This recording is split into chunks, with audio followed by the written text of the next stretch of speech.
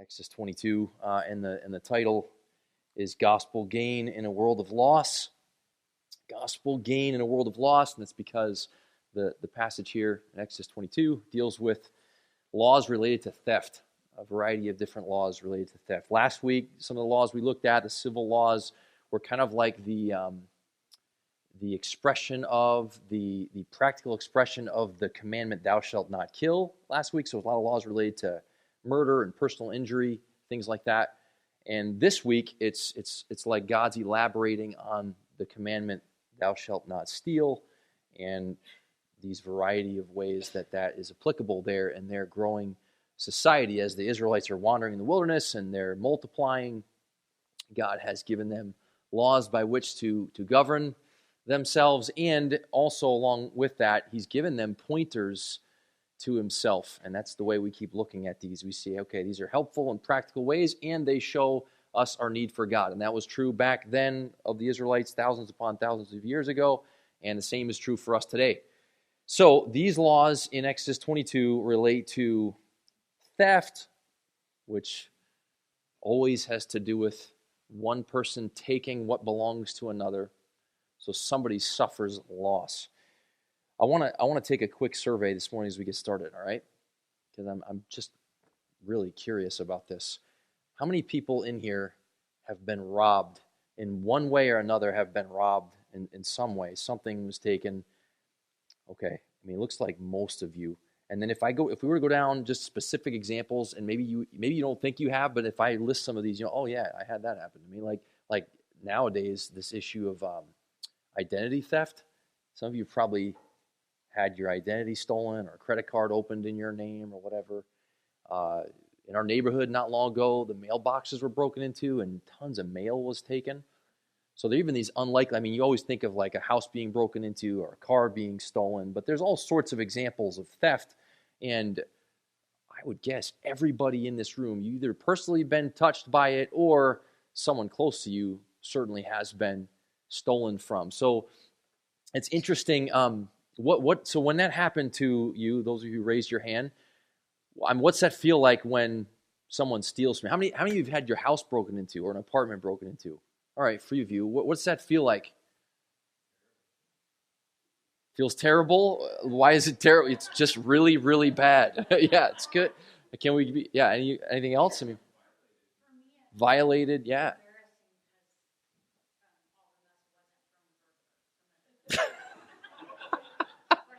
The burglar came and said, somebody beat me to this place. Yeah.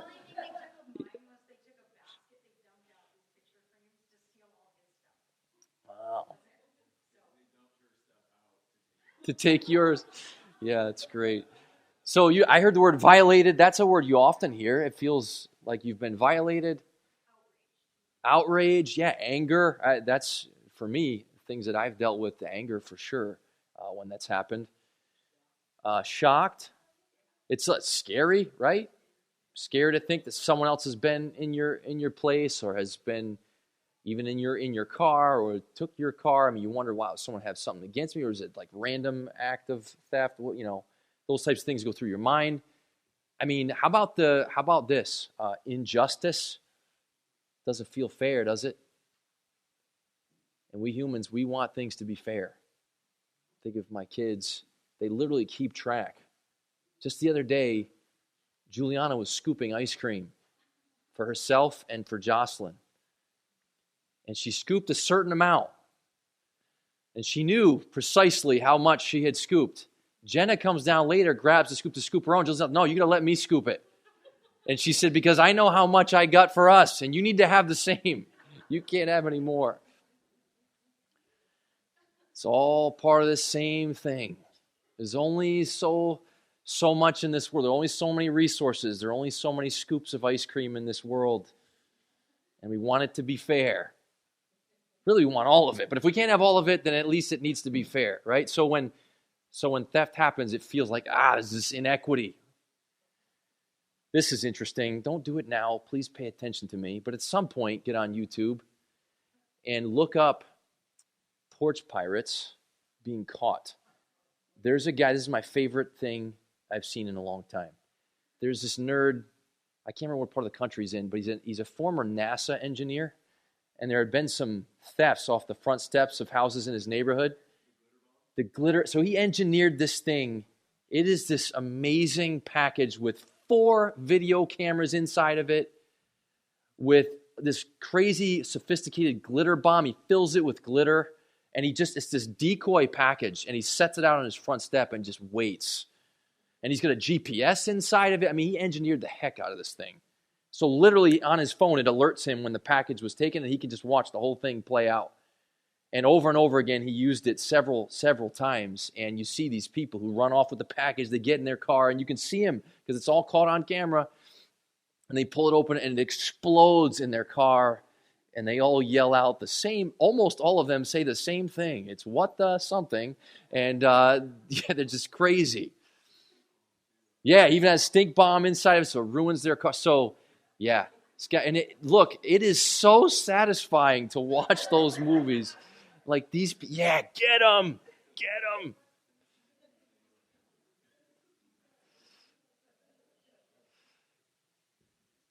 Look, it is a fact, an inescapable fact that in this world, theft happens.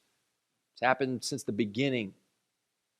So all that we're going to look at this morning, recorded thousands of years ago, still relevant today. Even the examples that we'll look at, though they're from the ancient world, you're like, oh yeah, that's kind of like things I can relate to today. I mean, it's the same. There's nothing new, as says Ecclesiastes. There's nothing new under the sun, right? Nothing new under the sun. So here's what we'll do. I'll remind you, contextually, God has given the 10 Commandments. Now he's giving these specifics, which theologians or Bible scholars call the civil law, and he's addressing in this section mainly theft. I mean, some other laws relate to some other topics at the end of the chapter, but mainly it all has to do with one person taking what belongs to another person or something like that, okay? So here's what I'm going to do. I'm going to encourage you to read this on your own time. I don't want to read through it because sometimes the language it's a little hard to understand. I'm going to just summarize for you the different types of specific laws given by God related to theft in this passage. And then we'll say a little bit more about it, and we'll talk about how this is one more inescapable reality in this world that points us to our need for God. How much we need Him, how good it is that He sent Christ into this world to live in our place, die in our place, and to rescue us. Okay, so let me summarize these for you. In verses 1 through 4, it says, if a man steals another man's ox, which those days, highly valuable, right, in agricultural society like that.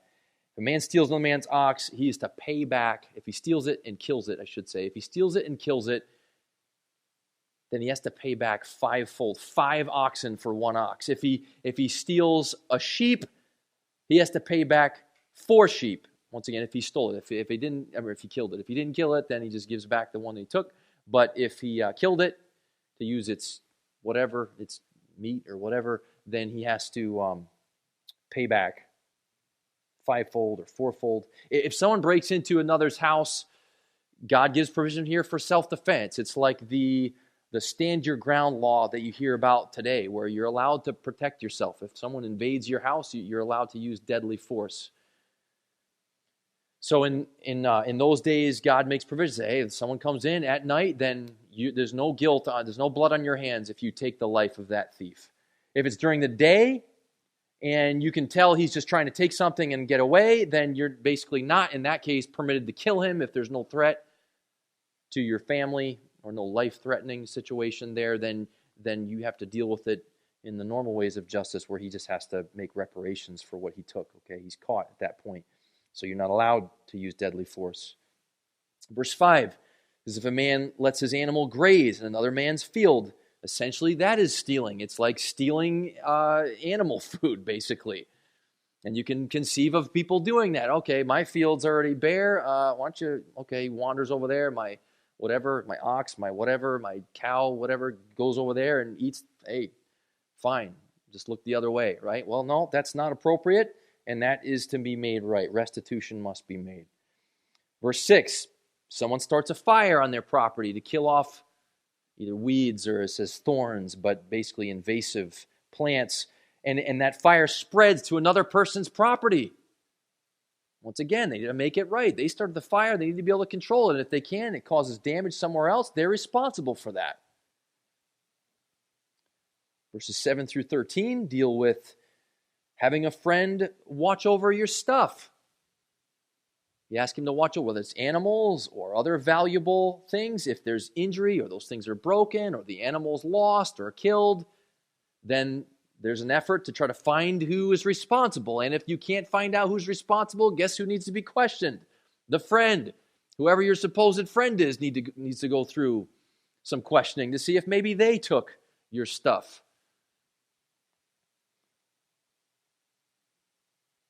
Verses 14 through 15. If a man borrows something, so this is now instead of having watched it, but now if someone asks to borrow something, if that, and it could be an animal again, used for plowing or whatever, if that animal's injured or dies, the borrower needs to make restitution. Needs to pay the lender. Needs to pay the lender back. But if the lender's there present, then the lender is held responsible. And I thought of some of you may have heard the story. This well-known comedian Kevin Hart was in a bad car accident. This really nice souped-up car that he bought for himself. In this bad car accident, he's going to be fine. But it turns out his friend was the one driving it when they were in this bad wreck. Well, I don't know how that will play out, but okay, who's responsible? Is there any issue there? It sounds like there was no DUI or anything like that, but his friend was driving it, but he was there. So in some ways, it's still his car. He's responsible. So it's that sort of thing. Verse 16 and 17 deals with the sexual matters. If a man steals a young girl's virginity, he can't just walk away, but has to pay a dowry price to the father. And if the father doesn't agree to give the daughter to him as a wife, he still has to pay the father, even though he doesn't get the wife out of the deal. So there's to be consequences to curb that type of activity in Israelite society. Verse 18 deals with sorceresses or witches. They're face the death penalty. Verse 19, bestiality. This is where it gets a little bit outside of the realm of theft, but still just perversions that would corrupt their society, that are damaging to their society. God says they need very strict consequences, including the death penalty. So verse 19 deals with bestiality. Verse 20, sacrificing to other gods. There's to be severe punishment for that. Verse 21 deals with kind of a primitive form of racism. Hey, foreigners are to be treated fairly and with compassion and not mistreated. Verse 22 through 24, don't afflict orphans or widows, lest God's anger be kindled and God cause the person who, the assailant, I guess in that case, God caused them to be in a situation where their wife ends up living like a widow. In other words, he's punished, or the children end up without their father because of the punishment to this man for perpetrating the crime. Verse 25 to 27, don't lend to the poor and charge them interest. Don't gouge people, especially those who are in need. And if you take something as a down payment, like their coat as like collateral, if it gets cold, give them their coat back. If that's all they have, give them their coat back. Don't steal in that sense. Let them have what they need. And a few more. Verse 28, don't curse God or God-appointed leaders. Verse 29 and 30, offer the firstborn of your sons to the service of God, and the firstborn of your oxen or your sheep through sacrifice to God. And then finally, verse 31, he says, what's appropriate in terms of what you do with, in their day, like it wouldn't be roadkill, but kind of like roadkill today. He talks about there's carcasses of animals, don't eat the meat. It's defiled, and that's sort of a danger to you. So all these types of specific, very specific, coming from God through Moses to them, laws by which to govern their growing society. And most of them in this section in chapter 22 deal with theft in one form or another. I was looking up this topic, just thinking about theft, and we've talked about a few different forms of it earlier, but it's interesting when you search it online. Here, listen to all these words, okay? All these words related to forms of theft today. Robbery, burglary, shoplifting, pickpocketing, pilfering, embezzlement, and then there's the legal term larceny. I mean, there's all these different, all these different forms of theft. And the obvious ones, like we talked about earlier, someone breaks into your house and takes your stuff or steals your car. And then there's the less obvious, like someone stealing time from another person, not being sensitive to another person's time or something like that. I mean, there are countless expressions of it. And if we were to see, if we had knowledge of every occurrence of theft, I mean, it would blow our minds. It's like we'd be on overload. If we knew about, I mean, think about if and this is perish the thought, this is scary to think about, but if there were surveillance cameras everywhere all the time capturing every single form of theft, I mean, you can't even imagine how many times, the number of times this sort of thing is happening over and over and over and over and over again in this world. And there's this profound sense, if you think about it enough, that is just frankly not fair. It's not fair, especially when you know a lot of people get away with it. It's not fair. I was talking to, this past week in men's meeting, Josh Cook. He Skypes in. He had his apartment broken into twice when he lived in Tampa before moving up here years ago. And he said that he had insurance, renter's insurance, which covered all the costs of everything he lost. So he's able to replace everything and buy brand new forms of everything that he had lost. But do you think that completely solved the problem on a psychological or emotional level? Do you think that made him feel like, okay, now it's fair? Didn't. And he talked about what he experienced. Almost like a form of almost like a PTSD type thing, where you're still living with the trauma of having experienced that. The thing of self-defense. I mean, think about that. Someone breaks into your house. You have to use deadly force. You're lawfully using deadly force. So the situation, maybe you've avoided all crisis. No one's hurt. Nothing's taken. But you took a life. You're going to live with that forever. And something inside says, this isn't fair. Why? What in the world? What kind of world are we living in that this sort of thing happens? I mean, if we really think carefully about it, it's a troubling reality.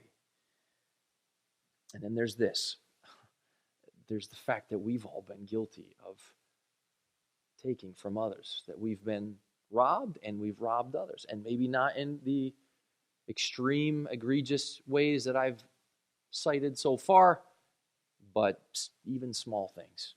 Taking, candy from a convenience store, money from your parents' purse or wallet, or stealing someone else's time, or taking advantage of things and not contributing, or whatever it is. We've all done it. We've all done it.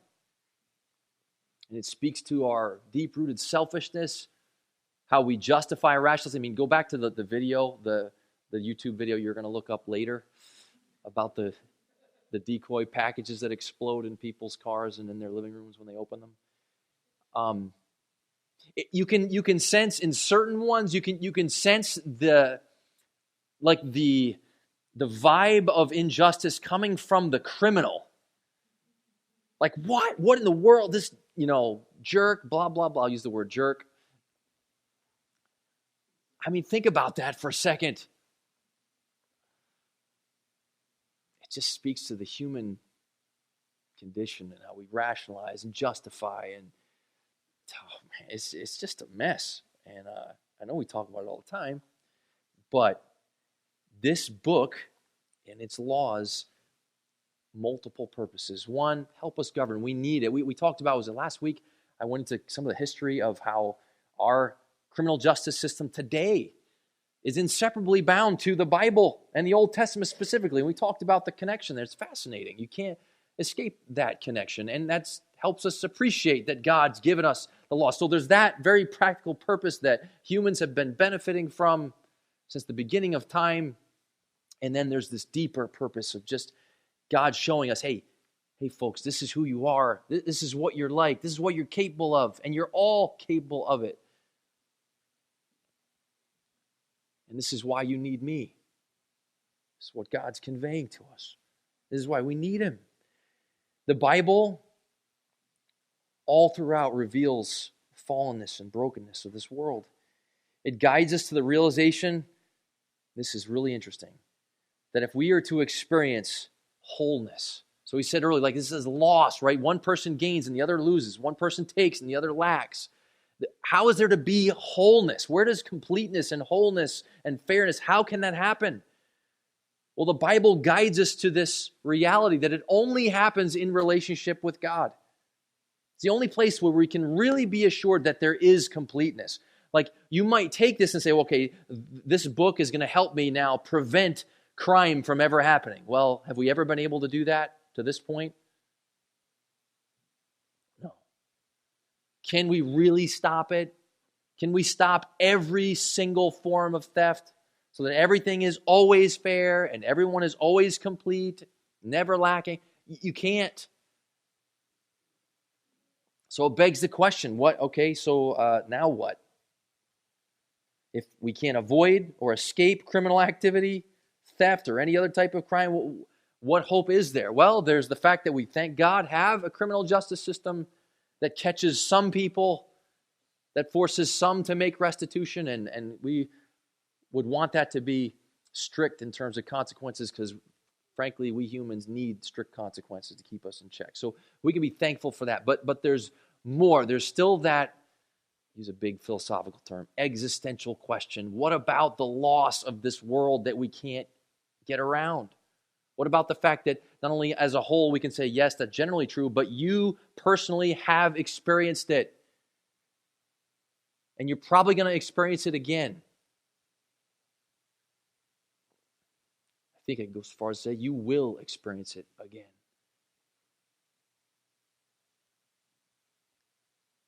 Theft will happen. You will be victimized by it. You will probably unknowingly victimize others.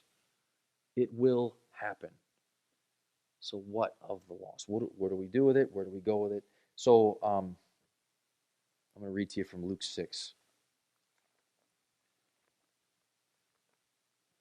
I hope you still feel the injustice, that visceral sense of injustice, that deep down, just gut. Ugh. I hope you sense that because it's going to help you when I read this to feel even more conflicted.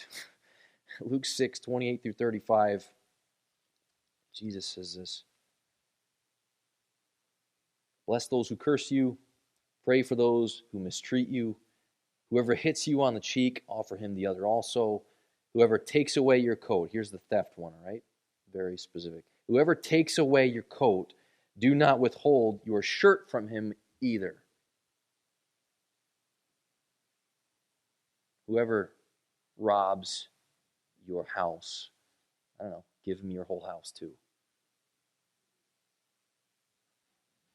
Whoever breaks into your car and takes it. Used to be when I was a teenager, they would steal stereos. Now it's, I don't know what it is. They're breaking into cars and probably just taking the whole car. Oh, let them have the whole car. All right. Let them take it. Let them have it. Accept the loss.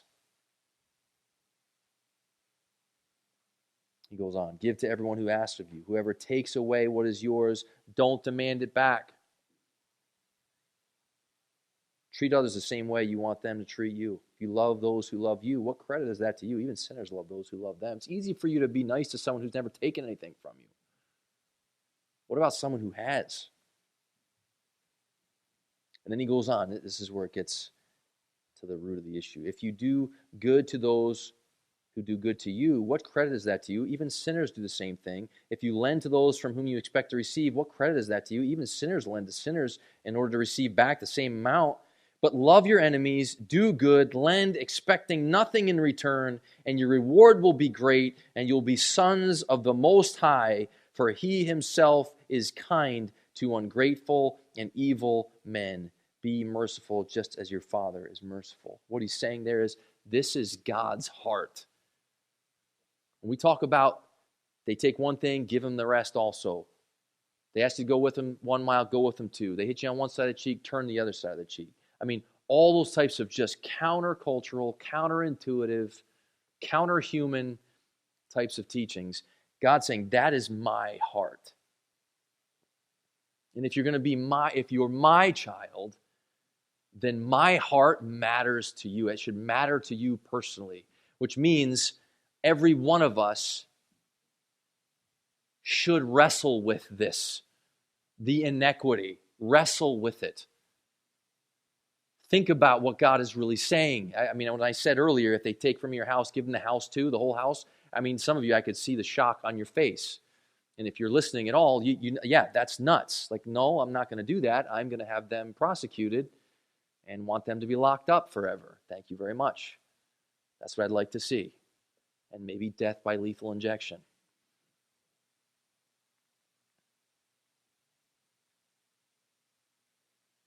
But God says his heart is to graciously give to a bunch of selfish takers, to serve them. And that's what Jesus did. It's the way he lived. Every moment of his life, he was being robbed in a variety of ways constantly. And was robbed while he's hanging on the cross. They took his clothes, the last thing he had. Robbed over and over and over and over and over and over. And he just kept giving and giving and giving and giving.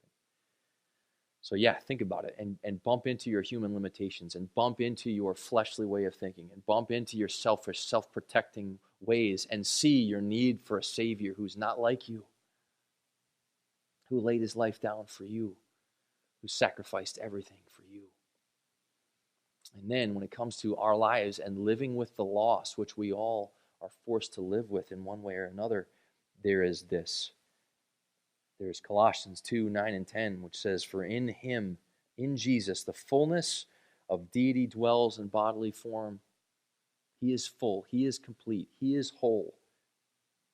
It says, "And in him you have been made complete." And he is the head over all rule and authority. God has provided for your problem of lack. It's just not in the way humanly you would want. He's provided for it in a spiritual sense in that he's given you himself. He's given you himself, and he is of infinite value. And Paul describes this in Philippians 4 when he says, I have learned to be content. He says, in whatever circumstances I'm in, I know how to get along with humble means. I also know how to live in prosperity. In any and every circumstance, I've learned the secret of being filled and going hungry, having abundance and suffering need. Then he says, the well-known verse, I can do all things through him who strengthens me. This is Paul saying, look, I've seen both. I've had times of gain and times of loss, and I've learned and am learning, I think he would say, that I can do all things through Christ who dwells within me. In other words, Paul realizes that his fullness, his completeness as an individual doesn't come from his circumstances, his relationships, his material possessions, what he has or what he doesn't have. The gospel has helped him to see that he really doesn't have anything in this world that he can hold on to. If he holds on to this world, it can only be loss. It's only going to disintegrate in your hands. But Christ is the substance. To have the assurance that we belong to God now and forever, that is of highest value. And now Paul experiences the ups and downs, the times of provision and abundance, and the times of lack of provision and loss. He sees Christ as all I've got. He's all I've got. And if his heart is the type of heart that can give and give and give and give and give and give and give, then for us to be on the receiving end, to belong to him, that is the hope for our completeness and wholeness, not somehow avoiding and escaping every form of theft, because we concluded earlier that would be impossible. And it doesn't even really speak to the problem, which is the human heart that is not just within the thief who might victimize us, but also within ourselves, that heart of greed and lust and wanting and taking. And the only remedy for that is the good news of who Jesus is and what he's done for us, and the fact that God has given himself to us even though we've abandoned him and forfeited the reward of knowing him. He gives himself back to us. The gospel tells us that God alone can solve these problems. It's healthy for us, even though it's not fun and it doesn't seem super positive or cheery to talk about how bad and ugly humans are and how nasty the world is. It's not. But it's the truth. And so we talk about it. And we think about it. And we talk to our kids about it. And we talk them through loss. And we help them see when they're causing others to experience loss. And we talk about Jesus' way of turning the other cheek and going the extra mile and giving above and beyond. We talk about that with them, and we let them struggle with it too because their nature bumps into it. We say, wow, guys, this is why it's so great that Christ is for us, that he came and provided for us. And we have forgiveness, and we have fullness and wholeness. And now we look to God for these parts of our lives and hope and pray there can be the spillover of grace and mercy, that the heart of God poured out through his Spirit into us will sort of emanate from us and bless others in ways that only God can govern and only God can ensure. So our hope is in him.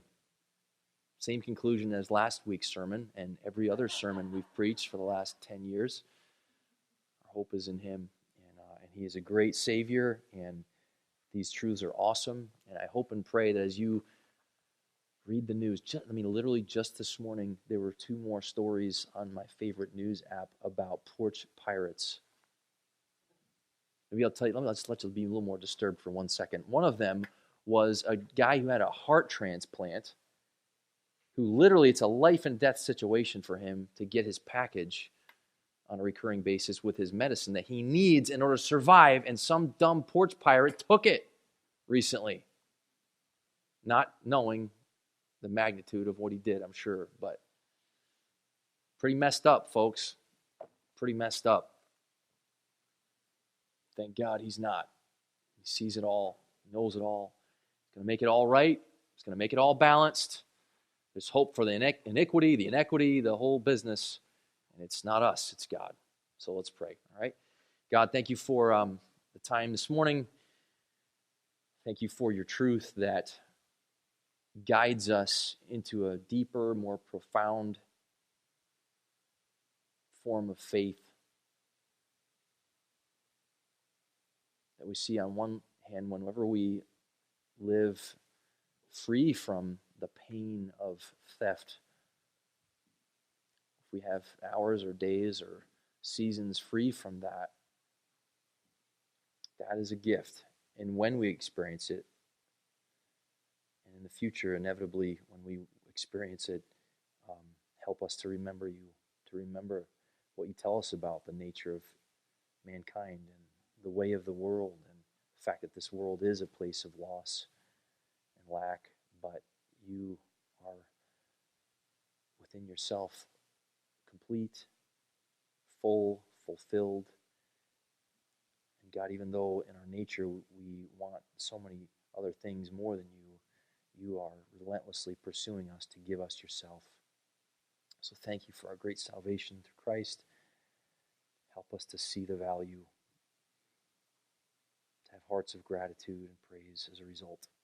And we thank you, God, for the time we've had this morning to remember the truth. In Jesus' name.